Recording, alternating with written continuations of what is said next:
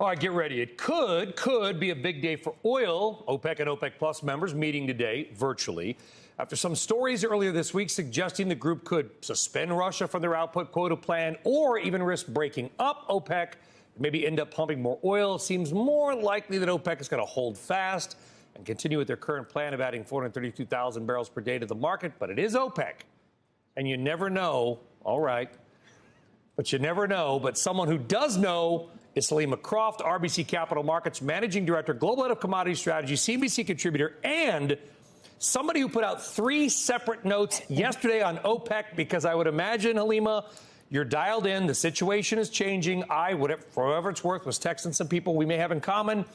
I don't think they're going to do anything today as far as booting Russia out, but what do I know? What's your take? It's a very fluid situation, but I do not think Russia is going to be booted out of OPEC. I think they're going to retain their seat at the top of the OPEC Plus leadership table.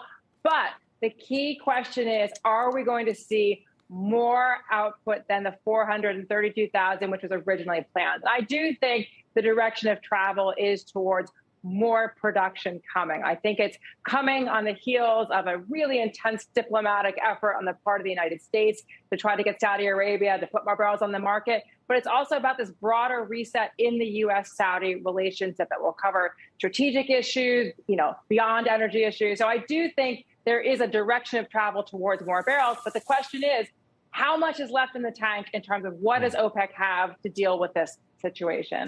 Well, there's the geopolitical stuff. I know, and you know, that people like Amos Hochstein, special envoy to the White House, they've been visiting nations. They've been trying to set the groundwork for a President Biden visit.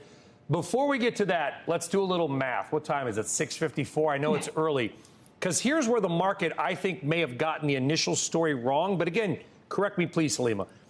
If Russia loses, call it 1 million barrels a day due to the new EU sanctions, the Saudis and or UAE may pump more, and that will be the headline, we're increasing output.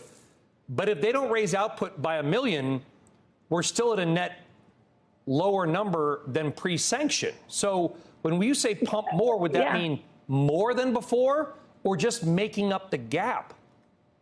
Oh, Brian, you said 1 million barrels. If you think about the EU move, if you take not just the seaborne ban, but also the fact that Poland and Germany have also still banned pipeline imports, we're potentially talking about 2 million barrels that have to be made up for. And I think what's really important is you also have this ban on shipping and insurance services, which will make it more difficult for India to absorb those barrels. The EU is not just moving those barrels to another country. They're potentially moving those barrels off the market. So in a 2 million barrel gap situation, OPEC is going to have a hard time making up for that. And we still do not know if Russia is going to respond by withholding supplies this summer to try to drive up prices further. So I think there's a lot of burden that's being placed on OPEC's shoulders, and I'm not sure they have enough barrels to deal with what is happening in terms of this Russia loss.